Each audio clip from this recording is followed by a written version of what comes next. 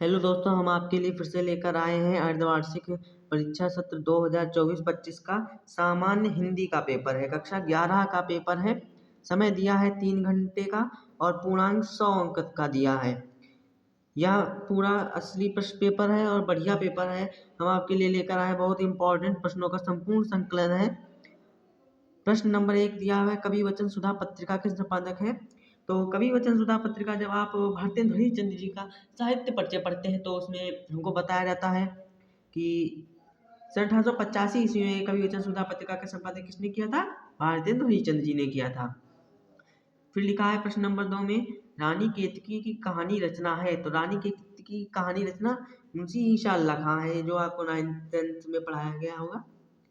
हिंदी का प्रथम उपन्यास है, तो हिंदी का प्रथम उपन्यास हमारा परीक्षा गुरु माना गया है। फिर लिखा है सरयू पार की यात्रा यात्रा वृतांत है। तो जो सरयू पार की यात्रा वृतांत भारतेंदु हरिश्चंद्र जी का है। उसके बाद में सरस्वती पत्रिका के संपादन किसने किया था? तो सरस्वती पत्रिका का संपादन हमारे महावीर प्रसाद द्विवेदी जी ने किया था।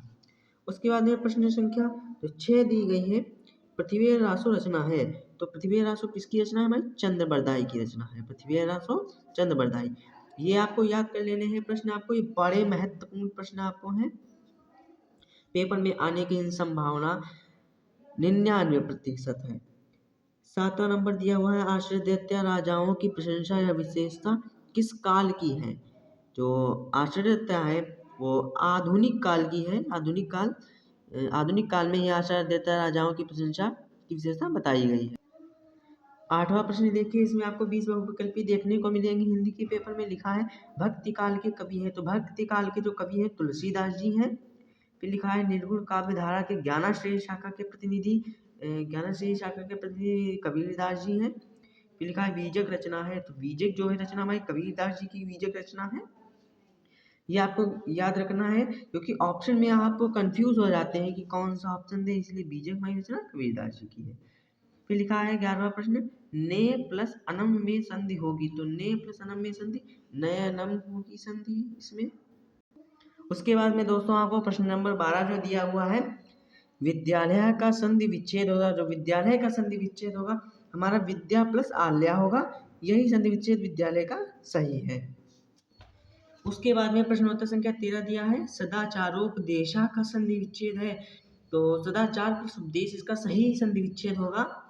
उसके बाद में 14 प्रश्न दिया है, राम का सप्तमी विभक्ति बहुवचन होगा। जो राम का सप्तमी विभक्ति बहुवचन रामेशु हो जाएगा। क्या हो जाएगा? रामेशु। उसके बाद में 15वां प्रश्न आपको दिया है, रामा रूप है। तो रामा किसका रूप है? द्वितीय विभक्ति एक वचन का रूप है। ठीक है। उसके बाद में 16वां प्रश्न दिया है, पावका में संधि है। तो पावका में हमारी दीर्घ संधि होगी। फिर ग्रह और ग्रह के अर्थ बताइए। तो ग्रह और ग्रह के जो अर्थ हैं हमारे, ग्रह माने होता है घर और ग्रह माने होता है नक्षत्र। तो आपको आ वाला सही हो जाएगा। इसमें कई लोग कंफ्यूज होते हैं, ग्रह माने घर ग्रह, तो इसमें आपको ध्यान रखना है, ये ग्रह माने घर और इस ग्रह माने नक्षत्र। तो प्रश्न 18 क्या दिया हुआ है, जिसका अनुभव किया गया हो क्या कहलाता है? अनुभूत कहलाता है, अनुभूत। ठीक है। 19 दिया हुआ है, सोटा छंद के दूसरे और चौथे चरण में कितनी मात्रा होती है? तो जो सोटा चरण में दूसरे और चौथे चरण में 13 मात्राएं होती हैं, 13 मात्राएं। फिर लिखा है चौपाई छंद में कितनी मात्राएं होती हैं? चौपाई छंद में 16 मात्राएं होती हैं। कई लोग इसको 22 लगाते हैं, 14 लगाते हैं, 13 लगा के आते हैं, लेकिन 16 मात्राएं होती है। बहुत इंपॉर्टेंट प्रश्न है हिंदी के पेपर का, ये आ सकता है।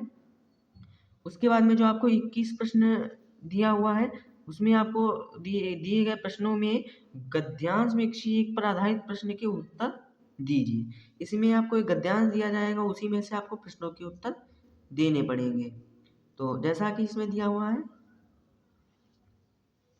पहला प्रश्न इसमें दिया गया है, गद्यांश के पाठ और लेखक का नाम, रेखांकित अंश की व्याख्या कीजिए, अभागा और आलसी देश किसे कहा गया है, हिंदुस्तानियों की तुलना रेलगाड़ी से क्यों की गई, लेखक ने हनुमान जी का उदाहरण किस लिए दिया। तो पहले प्रश्न में आपको इसका संदर्भ लिखना है। पाठ का नाम हमारा है, भारतवर्ष की उन्नति कैसे हो सकती है। लेखक का जो नाम है भारतेंदु हरीशचंद्र जी हैं। और अभागा और आलसी किसे कहा गया है? भारत देश को अभागा और आलसी कहा गया है, क्योंकि भारतीय अपने आलसी स्वभाव के कारण हो गए हैं अभागे और आलसी। ठीक है। फिर लिया हुआ हिंदुस्तानियों की तुलना रेलगाड़ी से क्यों की गई है? तो जो हिंदुस्तानी लोग हैं वे अपने आलसी स्वभाव के कारण रेलगाड़ी के डिब्बे जैसे हो गए हैं, इसलिए हिंदुस्तानी को रेलगाड़ी से तुलना की गई है। फिर लेखक ने हनुमान जी का उदाहरण किस लिए दिया?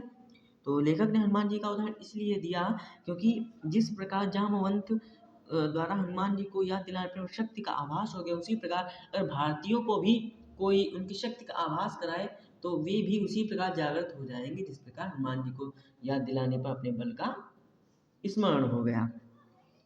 उसके बाद में हमको अथवा में एक प्रश्न दिया हुआ है, आप कोई भी कर सकते हैं, ये कीजिए चाहे वो कीजिए, कोई भी आप कर सकते हैं। यहाँ पे वहाँ का अथवा लगा। उसके बाद में आपको प्रश्न संख्या 22 दी हुई है। निम्नलिखित काव्यांशों में से किसी एक को पढ़कर उस पर आधारित प्रश्नों के उत्तर दीजिए। आपको इसमें से पढ़ना है और उसी के उत्तर देने हैं। जैसा कि पहला प्रश्न हमको दिया हुआ है, प्रस्तुत पद्यांश का संदर्भ लिखिए। तो इसका संदर्भ बहुत ही आसान है, मैं आपको बता देता हूँ। प्रस्तुत पद्यांश हमारी पाठ्य पुस्तक काव्यांजलि में संकलित कबीरदास द्वारा लिखित पदनाम पाठ से लिया गया है। इसके लेखक हमारे कबीरदास जी हैं। उसके बाद में लिखा है खा प्रश्न एकांश की व्याख्या, इसकी आपको व्याख्या कर देनी है। फिर लिखा किसकी महिमा अनंत है? तो कबीरदास ने इसमें गुरु की महिमा को अनंत बताया है। फिर बलिहारी शब्द का क्या अर्थ? बलिहारी शब्द का अर्थ है मैं उनके ऊपर अपने प्राण न्यौछावर कर सकता हूँ। न्यौछावर बलिहारी शब्द का अर्थ है। फिर लिखा है कवि किस पर न्यौछावर होना चाहता है? कवि अपने गुरु पर न्यौछावर होना चाहता है। फिर अथवा में उसी प्रकार से ये भी दिया हुआ है, इसका भी आप कर सकते हैं। इसमें पहला प्रश्न आपको दिया गया है प्रस्तुत पद्यांश का संदर्भ लिखिए। इसमें आपको संदर्भ लिख देना है, जिस प्रकार से मैंने इसमें संदर्भ बताया उसी प्रकार से इसमें भी संदर्भ आपको लिख देना है। तो आपको प्रश्नोत्तर संख्या 23 दी हुई है। निम्नलिखित लेखकों में से किसी एक का जीवन परिचय देते हुए उनकी कृतियों पर प्रकाश डालिए और साहित्य परिचय लिखिए। आपको एक चीज ध्यान रखनी है, 11वें में साहित्य परिचय भी आपको लिखना होता है। अगर आप साहित्य परिचय नहीं लिखते हैं तो ये जो 5 नंबर का आपको दिया हुआ है, ये 5 नंबर आपके कट के 3 नंबर या 2 नंबर वो दे सकता है। तो आपको इसका ध्यान रखना है, आप तीनों में से किसी भी एक का कर सकते हैं। खा जो दिया हुआ है, निम्नलिखित कवियों में से किसी एक कवि का साहित्य परिचय देते हुए उनकी रचना पर प्रकाश डालिए। देखिए इसमें जैसा कि बताया गया है साहित्य परिचय देते हुए, तो आपको जीवन परिचय पहले लिखना है, उसके बाद में आपको साहित्य परिचय लिखना है, उसके बाद में आपको उनकी कृतियाँ लिखनी है। ठीक, कृतियाँ अर्थात रचनाएं। हाई स्कूल में आपका पैटर्न बिल्कुल अलग था, इस बार आपका पैटर्न बिल्कुल अलग है। हाँ, वहाँ बात अलग है कि इसमें नंबर आपको सेम दिए हुए हैं। तो पहला जैसे आप सूरदास, कबीरदास, तुलसीदास किसी में भी कर सकते हैं। तो लिखा है बलिदान कहानी का सारांश अथवा उद्देश्य लिखिए। तो बलिदान कहानी का आपको सारांश और उद्देश्य अपने शब्दों में लिख देना है। ठीक है। प्रश्न नंबर 25 दिया हुआ है, सूतपुत्र नाटक के प्रथम अंक अथवा द्वितीय अंक का सारांश लिखिए। सूतपुत्र नाटक के प्रथम अंक का सारांश आपको लिख देना है, क्योंकि उसमें बताया गया है कि परशुराम जी जो हैं उत्तराखंड के पर्वतों के बीच तपस्या में लीन है। उन्होंने व्रत ले रखा है कि वे केवल ब्राह्मणों को ही शिक्षा देंगे, अन्य ब्राह्मणों के अलावा अन्य किसी को भी शिक्षा नहीं प्रदान करेंगे।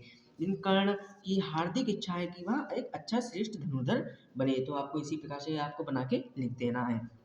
फिर आपको दिया हुआ है प्रश्नोत्तर संख्या जो 26 दी हुई है, निम्नलिखित संस्कृत गद्यांशों में से किसी एक का संदर्भ हिंदी में अनुवाद कीजिए। ये आपको अनुवाद करना है काम, ये बहुत आसान है, मैं आपको इसका अनुवाद बता देता हूँ। ऋषि भारद्वाज का आश्रम भी यहीं पर है। यहाँ पुराने समय में 10,000 विद्यार्थी अध्ययन के लिए आते थे। पिता की आज्ञा का पालन करते हुए पुरुषोत्तम श्री राम अयोध्या से वन जाते हुए यहाँ पूछने के लिए हमें कहाँ रहना चाहिए, भारद्वाज के आश्रम आए थे। भारद्वाज द्वारा बताए जाने पर कि तुम्हारे लिए चित्रकूट ही सही स्थान होगा, तो वे उसी स्थान पर गए और राम, सीता, लक्ष्मण चित्रकूट के लिए प्रस्थान किया। ठीक है, यह आपका बहुत सरल है और पूछा जा सकता है अर्धवार्षिक परीक्षा में।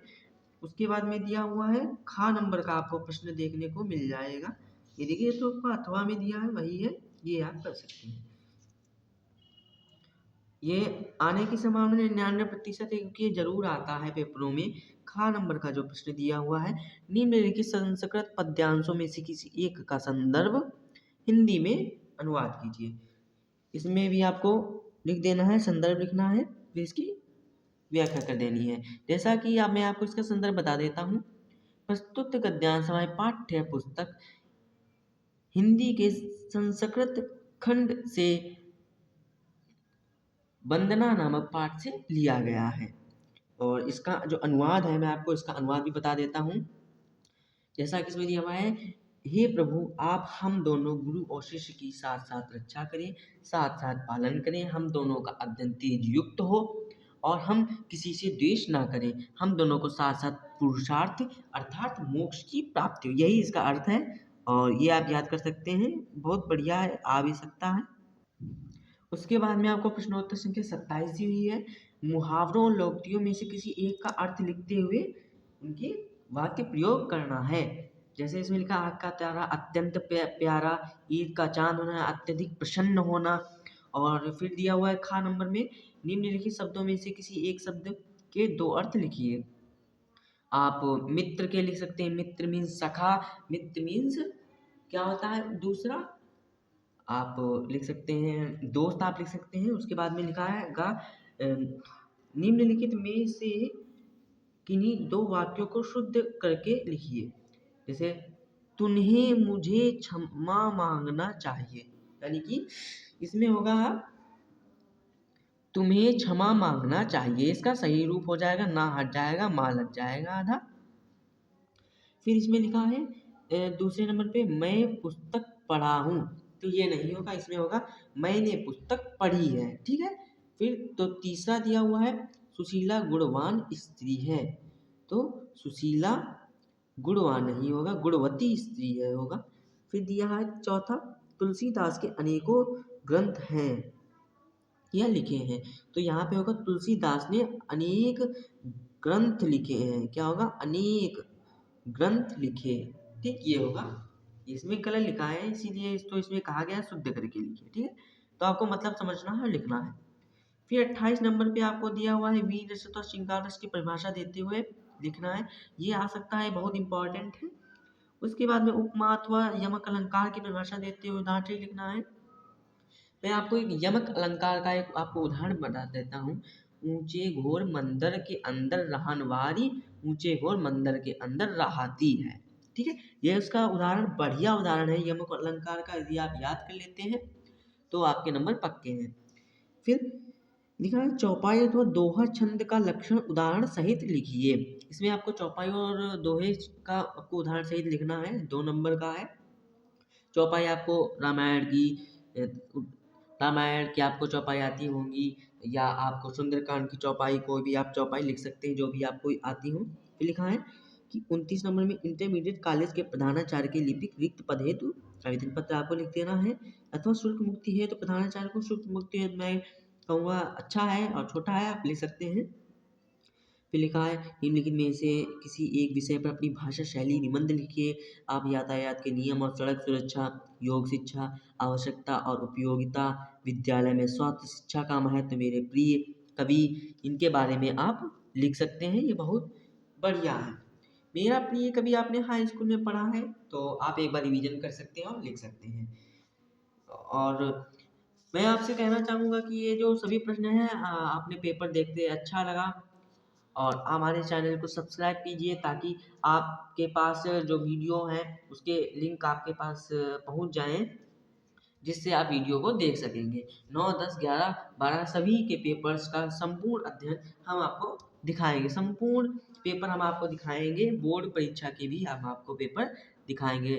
कृपया हमारे चैनल को सब्सक्राइब करें। धन्यवाद।